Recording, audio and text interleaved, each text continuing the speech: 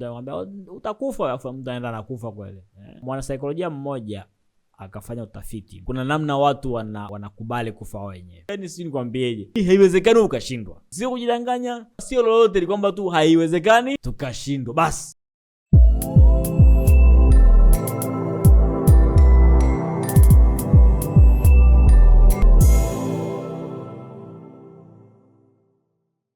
Ongea na kocha, kamwe siwezi kushindwa.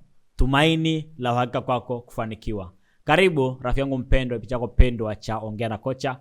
Ukiwa rafiki yako kocha Dr. Makita Amani, daktari, kocha, mwandishi na mkufunzi. Na kwenye vipindi hivi huwa nina furaha sana. Yaani hakuna wakati na upenda kama huo vipindi, kwa sababu naongea na wewe rafiki yangu kuhusu mafanikio, yani kujenga tabia na nidhamu za mafanikio, kuhusu fedha, kujenga utajiri na uhuru wa kifedha, na kuhusu biashara, kujenga biashara na jiendesha bila kutegemea wewe moja kwa moja. Rafiki, leo bwana nataka tuzungumze neno moja muhimu sana, kwamba kamwe siwezi kushindwa. Kamwe wewe hapo huwezi kushindwa. Na hapa unakwenda kutoka na tumaini kuu la kukuwezesha wewe kujenga mafanikio makubwa kwa uhakika. Unaponisikia mimi, jua tutazungumza mafanikio, tutazungumza pesa, tutazungumza biashara, na yote ni mafanikio kwenye ujumla wake. Na hapo ndipo ambako napenda sana, kwa sababu tunazo mbinu, mikakati, kanuni, misingi yote imo ndani, na wajibu wangu ni kukupatia wewe na kuwezesha kuishi ili uweze kupiga hatua ambazo ni kubwa sana rafiki yangu. Sasa nitakwenda kushirikisha jaribio moja lilo kufanyika miaka ya nyuma kidogo. Unajua kuna hivi vifo ambavyo havieleweki, vifo visioeleweka. Mtu anamwambia utakufa, afu mtu anaenda nakufa kweli. Au mambo ya aina hiyo. Sasa watu walikuwa wajiuliza kama hivi vifo vinasababishwa kweli, mtu akwambia utakufa, unakufa, nini kinatokea? Sasa mwana saikolojia mmoja akafanya utafiti. Alihisi kwamba kuna namna watu wanakubali kufa wenyewe, na akafanya tafiti kwa kutumia panya. Kwa hiyo alifanya tafiti wa kwanza, akawachukua panya akawaweka kwenye chupa ya maji ambapo hawawezi kutoka, hawawezi toroka wakatoka. Basi akaweka wale panya, akawaangalia mpaka jinsi anavyotapatapa kujiokoa, akahangaika sana, panya anahangaika. Alafu baada ya muda wanazama, wanakufa. Sawa.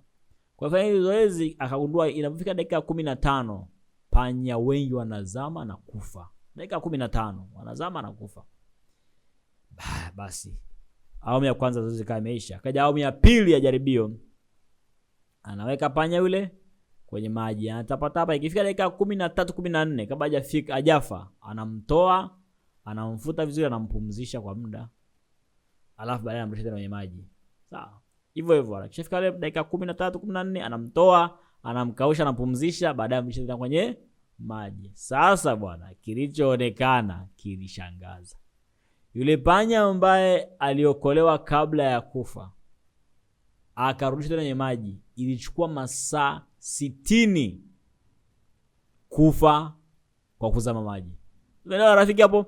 Kwa awamu ya kwanza walikufa ndani ya dakika 15 baada ya kujaribu kujiokoa wakashindwa.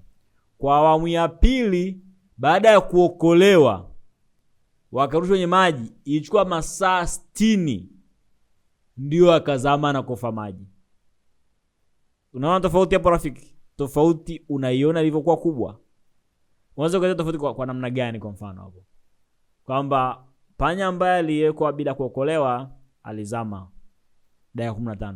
Aliokolewa kabla ya kuzama lakini akarudi tena kwenye maji, alizama baada ya masaa 60. Kwa hiyo tunaona kwamba panya kwenye jaribio la pili walikuwa wanatumaini kwamba ukombozi unakuja, tutaokolewa. Sasa rafiki hapo, panya wa kwanza anapambana, kwenye jaribio kwanza anapambana, bwana hapa hamna hopeless, hamna lolote hapa. Hamna kupoteza nguvu. Sawa. Kwa hiyo wakawa wanakufa. Lakini baada ya kuwa wameokolewa wakawa na kumbukumbu kwamba tumewahi kuwa kwenye hali kama hii tukaokolewa. Sawa. tumewahi kupitia kitu kama hichi na tukapata ukombozi. Kwa hiyo ukawa na matumaini kwamba ukombozi unakuja. Usife, jishikilie, pambana, ukombozi unakuja. Na yule ikafanya wakaweza kumudu kukaa kwa muda mrefu zaidi kuliko kwenye jaribio la kwanza. Rafiki, sasa huu ni mfano wa panya, lakini una maana kubwa sana hata kwetu sisi binadamu, kwa sababu hapa tunapata tumaini kuu la maisha yetu, kwamba ushindi upo. Ushindi ni wa uhakika, hatuwezi kushindwa. Sawa? Yaani hiyo sio kujidanganya, sio kujifariji, ni kwamba haiwezekani kwa namna yoyote ile tukashindwa.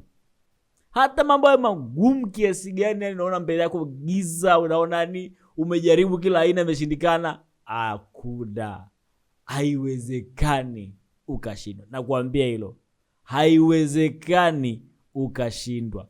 Utapata unachokitaka, ni swala la wakati tu. Na kwa sababu gani? Kwa sababu utakupa sababu za msingi sana hapa. Kama ambavyo panya waliweza kukomaa kwa masaa 60 toka dakika 15, ndivyo na utaweza kukomaa kwa muda mrefu zaidi mpaka upate mafanikio ambayo unataka. Yaani kamwe kata kuamini kwenye kushindwa.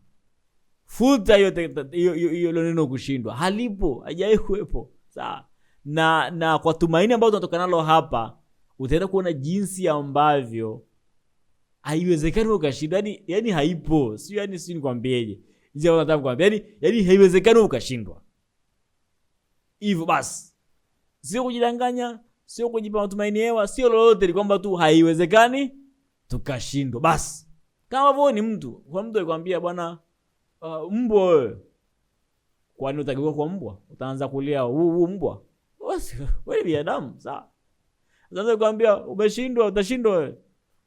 Yaani haina maana yote, sababu siwezi kushindwa, sio? Yaani kama mtu akiniambia mbwa si mbwa, mtu akiniambia nimeshindwa, siwezi kushindwa kwa sababu naamini siwezi kushindwa. Na hiyo ndio maana halisi ya kujenga mafanikio makubwa kwenye maisha. Sasa kwa nini unasema huwezi kushindwa? Kwa nini unaamini kwamba huwezi kushindwa? Namba moja, upo hai mpaka leo. Afiki, fikiria watu wote ambao tena wengine ni mabilionea mpaka marais, mtu anakufa. Yeye alishakufa. Shughuli yake hapa duniani imeisha. Kama kuna shughuli nyingine ni mpaka wakati wote utakapofikia. Lakini kwa sasa hivi tunajua kama shughuli ukifa, shughuli yako imeisha. Lakini kama upo hai, mchezo bado ni mbichi. Mchezo bado ni mbichi. Hata kama umri umekwenda. Bora shangaa udhaa kijana sio miaka 20 na miaka 30. Sasa nipoteza muda. Upoza muda gani? Yaani wewe hata kwenye uwanja hujaingia. Yaani kama ni mchezo, hata uwanjani hujaingia bado. Yeye unapiga jaramba, unafanya mazoezi, yani ile hata kipenga kijaanza. Sawa. Kama upo hai bado, yani ushindi upo. Lolote linaweza katokea. Usipigane mtu tamaa. Yaani mkata mtu ambaye ashakufa. Huyo ndio historia, maana tunaandika historia ya marehemu kwa sababu haiwezi kubadilika. Lakini mtu aliyeko hai, hawezi kuandika historia yake kwa sababu atabadilika. Hawezi kubaki vile vile. Ana nafasi ya ushindi mkubwa sana. Huyo kila siku naamka uko hai, furahia. Leo ni siku ya ushindi kwangu. Basi. Kuwa hai ni tiketi ya kwamba wewe unaelekea kwenye ushindi. Yaani ya maisha ni kama mashindano. Sawa? Na uhai ndio tiketi yako. Yaani kuingia kwenye mchezo ni uko hai. Ukisha kufa shughuli yako imeishia pale. Yaani ndio kama mtoano. Yaani ukifa ndio umetolewa. Kama uko hai una nafasi ya kuendelea. Kwa hivi unafikiri nini uko hai mpaka leo? Kwa nini uko hai mpaka leo? Unadhani wewe ndio unastahili sana? Unadhani wewe ndio una bahati sana? Unadhani wewe ndio? Hapana, kwa sababu kuna ushindi bado utakuwa utoa duniani. Kuna watu wangekuwa tayari, yani dunia ingekusema bwana bora maisha huyu achukuliwe, tuachiwe huyu. Ndio? Fikiria bwana rais wa nchi anakufa. Yani watu wangesema hata wauliwa hata watu watano wabaki rais wa nchi. Sio uwe na majukumu makubwa jamani. Kuna watu wengine ni walevi tu labda hapo tu, hawana shughuli yote, wangeza kaondolewa. Sidharau mtu, lakini nasema kwamba watu ni rahisi kuamini hivyo, si ndio? Lakini wewe umeachwa hai. Pamoja na unaona zingua, unaona ni wewe si umefanya, lakini bado uko hai. Ni ushindi huo. Ni ishara namba moja ya ushindi, ni dalili kwamba bado kuna ushindi mbele yako. Hata ujue mimi na miaka sasa nishastaafu, miaka sasa haijalishi. Kama upo hai, kuna mziki hujaocheza ndani yako, una kitu cha kutoa, tupe. Sawa? Na ondokana kabisa na hizi dhana kwamba umeshindwa au haiwezekani. Namba 2, umeshaweza mengi ambayo ulidhani utaweza. Angalia tu maisha yako wewe mwenyewe. Ni mambo mangapi ambayo ulidhani kwamba hutayaweza kwenye maisha, alafu baadaye ukayaweza? Mambo mangapi niambie? Mengi sana. Mengi mno. Kuna wakati uliona giza, unaona madeni, una kazi haikulipi, biashara sio ambayo changamoto, una wagonjwa. Yaani mpaka unasema si kesho nitaamkaje. Lakini uliamka, mambo yakaenda. Yaani vitu vikapata suluhisho. Umewahi kupitia mengi magumu ambayo ulidhani hutaweza. Kila mtu aliyeko hai ana hadithi yake ya namna ambavyo alikutana na ukuta, alikutana na ugumu, na kuona huenda ndio mwisho wa safari, huenda haitawezekana tena, lakini mambo yakabadilika, zikajitokeza fursa, ukashangaa mambo yametokea. Wanasema jamaa na bahati, sije kwa bahati ndio ushindi wenyewe sasa. Sawa. Ni sana na hii michezo sikao, hii timu na bahati ndio maisha. Mbona bahati uko nayo wewe ukashinda? Ndio ushindi wenyewe. Hata bahati ni sehemu ya ushindi. Ni sehemu ya pambano lako la ushindi. Kwa hiyo kila ushindi ambao umewahi kuupata kwenye maisha yako, usiseme ni bahati. Uchukulie kama historia kwamba utashinda tena. Na washindi huwa wanashinda. Kushinda sio kubahatisha. Ukishaelewa hili, hakuna namna tutakubali kushindwa. Unajua, ndio yule panya alijua mimi nilishaokolewaga kwenye hili, sina wasiwasi. Ukombozi unakuja. Ushindi unakuja. Watu wanaona sasa inakuaje? Mbona mambo yenyewe magumu? Ushindi unakuja. Mambo yako jikoni, mambo yanaiva. Sawa?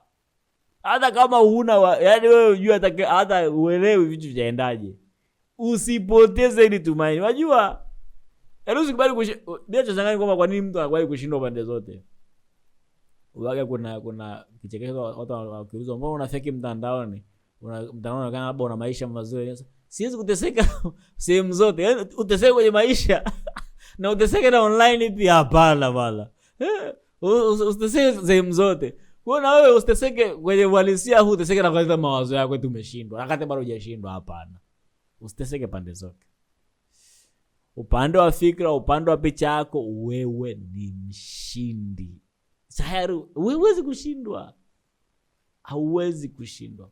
Upo hai, ulishashinda mengine huko nyuma, ni wewe. Usisema unajua kipindi kile si nilibahatisha, si itokea si bahati. Kwa nini ndio, yani bahati ni sehemu ya ushindi. Sina naelewa vizuri. Bahati yenyewe hiyo bahatisha ni sehemu ya ushindi pia. Kwa hiyo ukikaa kwenye mchakato wako utaupata ushindi. Hilo liko wazi.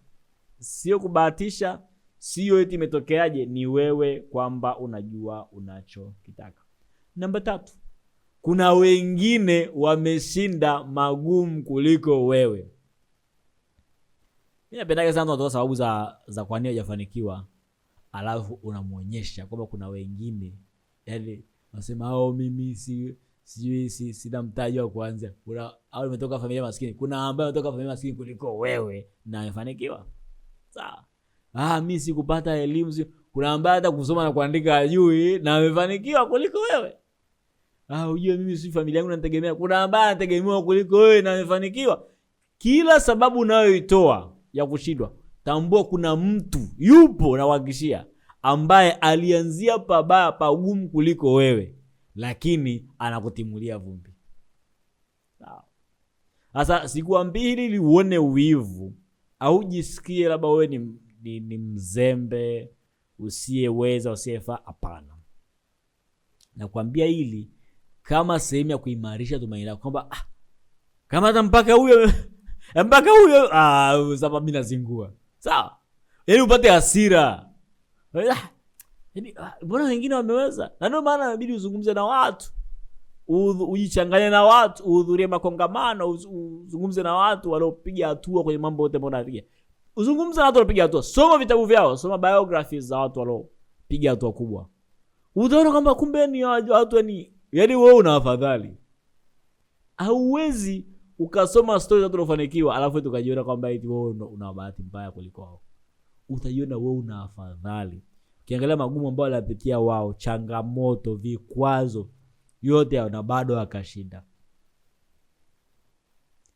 Nasema kama yuko hata mmoja tu aliyeweza kufanikiwa akiwa na hali kama zako au chini ya hapo, basi wewe pia unaweza kufanikiwa.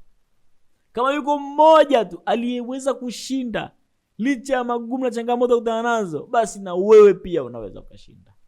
Na hata kama hayupo, wewe unapaswa kushinda. Wewe unapaswa kufanikiwa ili ufungue njia za wengine. Na ndivyo binadamu wanafikiria. Unajua mtu wa kwanza kukimbia maili 1 chini ya dakika 4 alikuwa Roger Bannister. Kabla yake watu waliamini kwamba binadamu hawezi kuwa na kasi ya kukimbia maili 1 chini ya dakika 4, 4 minute mile. Sawa? Huyu watu walikuwa wanajizoea sawa, yaani ukikimbia hiyo kasi moyo yaani utasimama, mapafu sio. Yaani watu waliamini vitu vingi haviwezekani. Mpaka bwana mmoja tu Roger Bannister alisema hii kitu mimi naipiga. Kaanza mazoezi, kujimarisha. Kweli bwana, kwenye mashindano akaweka rekodi hiyo.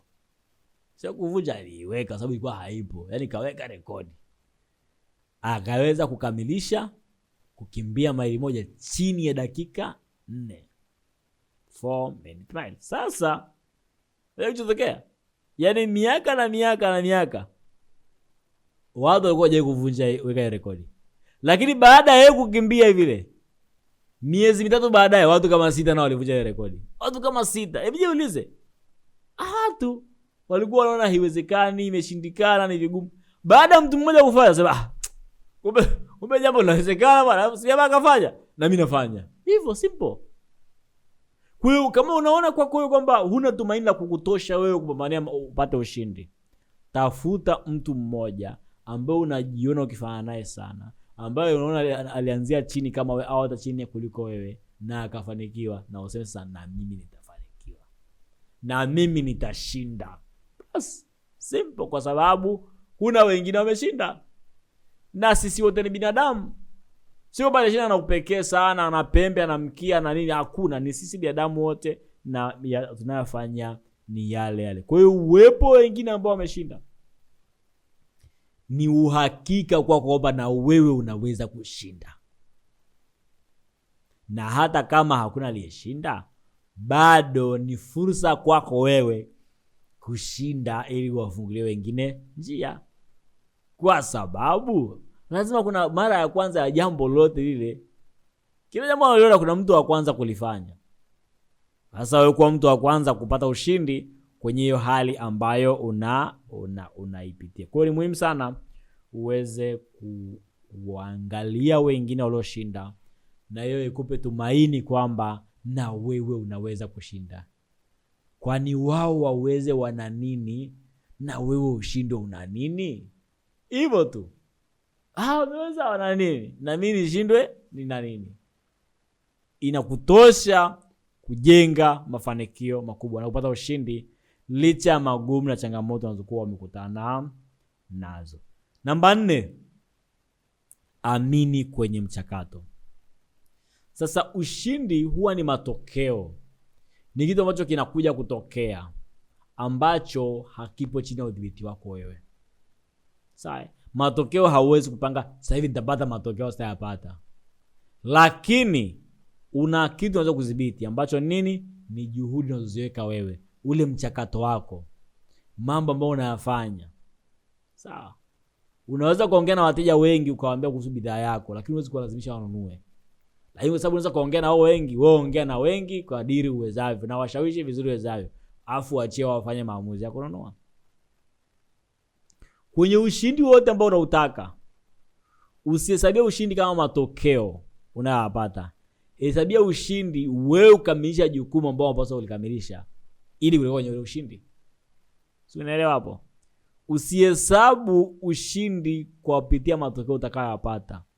Hesabu ushindi kupitia mchakato wako. Yale ambayo unapaswa kufanya, umeyafanya? Ndio, nimeyafanya. Safi. Uko vizuri. Sasa matokeo yako nje ya uwezo wako. Lakini wewe unapofanya yale unapaswa kufanya kwa muda mrefu kwa msimamo, inachochea wewe kupata matokeo ambayo unakuwa unayataka. Hili ni muhimu sana la wewe kujua mchakato, kwa sababu ni vitu vitatu tu. Jua nini hasa unachotaka, namba 1. Jua gharama unapaswa kulipa ili kupata. Lipa gharama. Simple. Kwa unajua nataka nifike pale, gharama ni mimi nitumie usafiri kufika pale, lipa gharama. Tunazunguka maisha kwa sababu tu hatujui tunachotaka nini, tunakimbizana ambazo tunaona kwa wengine, tunaiga. Tukijua hatupo tayari kulipa gharama. Yaani mimi nifanye kazi muda wote, mimi nimechoka bwana. Mimi siwezi hela niweke kama mistaki bwana. Yaani gharama utaki kulipa. Nisa unaenda hotelini unaagiza chakula afu unakula kwa sababu mimi siwalipi. Utaosha vyombo. Sawa, hiyo haina ubishi. Na kwenye maisha unaosha vyombo sana sababu utaki kulipa gharama. Unataka ule afu usilipe. Haiwezekani kwenye maisha. Utakoma. Kwa hiyo amini mchakato, fanya kazi mchakato. Jua gharama unapaswa kulipa, lipa hiyo gharama. Sasa matokeo ya jumla yatakuja kwa wakati yake. Wala usikae sasa unaanza kusema mbona matokeo hayaji, mbona hiki kitokee. Wewe fanya mchakato wako basi. Fanya mchakato, na ukifanya kwa msimamo bila kuacha, ni lazima utapata matokeo mazuri. Hakuna juhudi ambazo zinapotea kwenye dunia. Hazipo.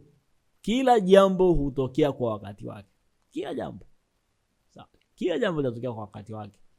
Lakini wewe sasa unapaswa kuweka mchakato.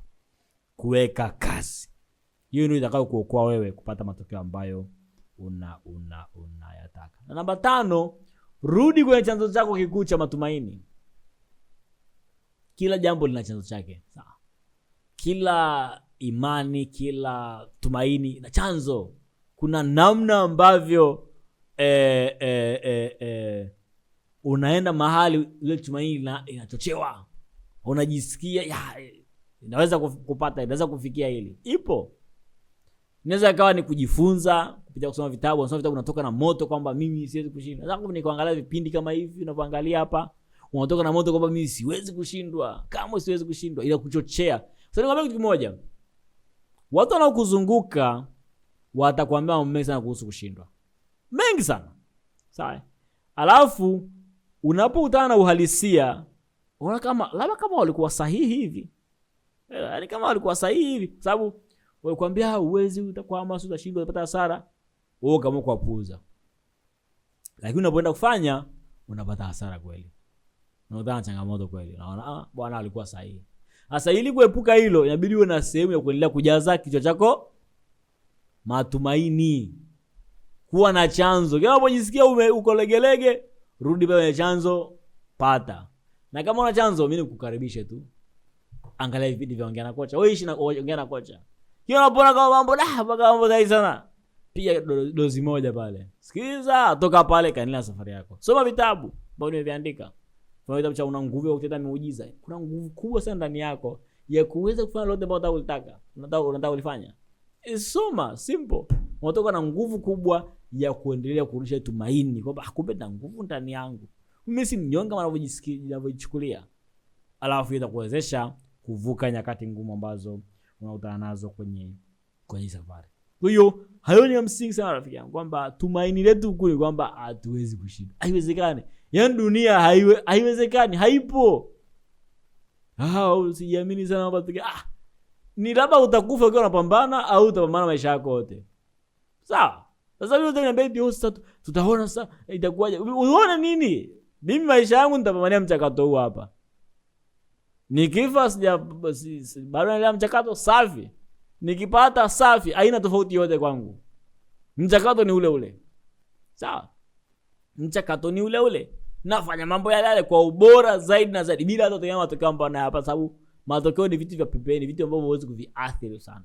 Lakini juhudi ambazo unazoziweka, mambo ambayo unayapambania wewe ndio ambayo yatakupa matokeo ambayo unakuwa unayataka. Rafiki, ulichokipata hapa ni hatua ya kwanza ya jumuiya yetu ya mafunzo. Umeangalia somo. Hatua ya pili ni upate vitabu. Na hapa kitabu ambacho nataka sana ukisome ni Una Nguvu Tena Miujiza. Kitabu kimeweza jinsi ambavyo ndani yako una nguvu ya kufanya makubwa, na ukiitumia kamwe huwezi kushindwa. Kamwe huwezi kushindwa. Vitabu vingine, Tabia za Kitajiri, Elimu ya Msingi ya Biashara na vinginevyo utavipata kwa ajili ya kujifunza. Baada hapo tunazo zana, tools. Hizi ni za kutekeleza uliojifunza hapa. Kwa mafanikio hapa tuna tool ya barua za kocha. Humu tuna utajiri app, humu tuna mauzo CRM. Kote ni kwa ajili ya kufanya kazi unayojifunza ili aweze kuleta tija kwenye maisha yako. Hiyo ni ngazi ya pili ambayo ni muhimu sana. Ya tatu, baada ya vitabu, ya tatu ni zana ambazo nazo. Ya nne ambayo ni ya juu ni jumuiya ya washirika mafanikio. Hii ni jumuiya ya kipekee yenye watu ambao wanakiwa mafanikio makubwa, ambao tunashirikiana kwa karibu, tunajifunza, tunapata matokeo ambayo ni makubwa. Karibu ya jumuiya hii ambako utakutana na watu sahihi na utaweza kushirikiana nao, utaenda kujifunza, utapata msimamizi wa karibu, utapata kufuatiliwa. Yote haya yana lengo la kukusukuma wewe uweze kufikia uwezo mkubwa ulioko ndani yako.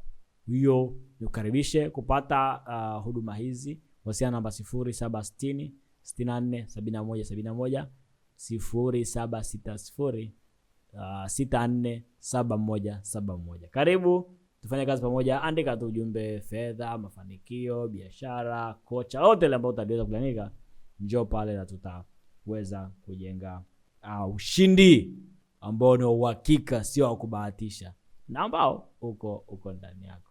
Asante rafiki, na nenda kashinde.